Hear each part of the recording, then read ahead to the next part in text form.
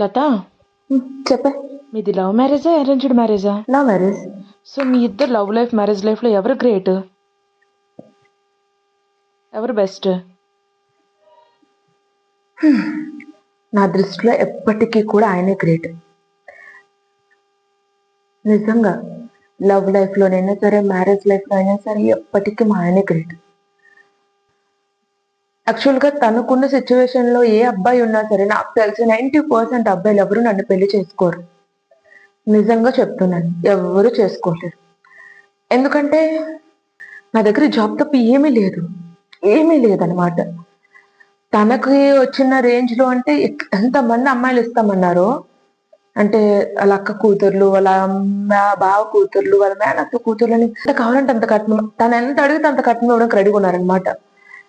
నేను మొత్తం సర్వీస్ అంతా చేసి ఎంత సంపాదిస్తానో తనకి ఆ పెళ్లి చేసుకుంటే అంత వచ్చేది. చూడు ఎంత ఇస్తామన్నారు.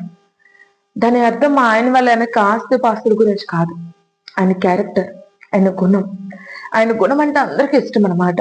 సో చాలా మంది దాన్ని పెళ్లి చేసుకుంటారని అడిగారు, చాలా మంది. కారణంతో నన్ను ప్రేమించారు అనే ఒకే ఒక్క కారణంతో మాత్రమే నన్ను పెళ్లి చేసుకున్నారు. తన ప్లేస్ లో ఎవరున్నా సరే ఈ రోజుల్లో డబ్బే ముఖ్యం. దానికి వచ్చి మన దగ్గర ఏమని చెప్పు, మన దగ్గర వెనక ఆస్తులు లేవు, అలాగని చెప్పేసి అందం లేదు. సరే మన అందానికి పడిపోయాడు అని చెప్పుకొని అనుకోవడానికి ఏమీ లేవు మన దగ్గర. నా దగ్గర ఉన్నది ఆ క్యారెక్టర్, తన దగ్గర ఉన్నది మాత్రం క్యారెక్టర్ మించి చాలా మంచి మనిషి ఆయన. తన గురించి నేను ఒక మాటల్లో కూడా ఎక్స్ప్లెయిన్ చేయనంత మంచోడు ఆయన. సో తను నన్ను పెళ్లి చేసుకున్న క్షణం వరకు నేను ఎక్స్పెక్ట్ చేయలేదు తను నన్ను పెళ్లి చేసుకుంటాడని. ఎందుకంటే తనకున్న అవకాశం ఏంటంటే తను ఎవరినైనా చేసుకోగలరు. నేను అడ్డు కూడా చెప్పలేదు, చెప్పను కూడా. ముందే చెప్పాను, నువ్వు నచ్చితేనే నాకు పెళ్లి చేసుకో, లేకపోతే పెళ్లి చేసుకోవడం మాని. నేను అడ్డు ఎప్పటికీ చెప్పనని చెప్పాను. ఆయన నన్ను వదలలేదు. తను ఎప్పటికీ ఆయనే గ్రేట్. ఎప్పుడు కూడా ఆయన గ్రేట్. మీకు ఎవరికి తెలియని విషయం ఏంటంటే, చాలా మంది ఆయన దగ్గరకు వచ్చి ఈ అమ్మాయి ఏం బాగుంది, నువ్వెంత బాగుంటావు, నువ్వెక్కడ, ఈ అమ్మాయి ఎక్కడ, ఈ అమ్మాయి నీకు ఎలా సెట్ అవుద్ది, ఈ అమ్మాయిని పెళ్లి చేసుకోకు. నా ఫ్రెండ్స్ చాలా మంది చెప్పుకుంటారు తనకి ఇలా ఉంటుంది, జాబ్ చేస్తున్న అమ్మాయిలకు పొగర్లు ఎక్కువ ఉంటాయి, వద్దు జీవితం పోతుంది, వీళ్ళని చేసుకో, ఎక్కువ డబ్బు ఇస్తారు, వాళ్ళని చేసుకో, అంత డబ్బు ఇస్తారు అని చాలా మంది తనకు చెప్పినా సరే నా చేయి వదిలిపెట్టలేదు.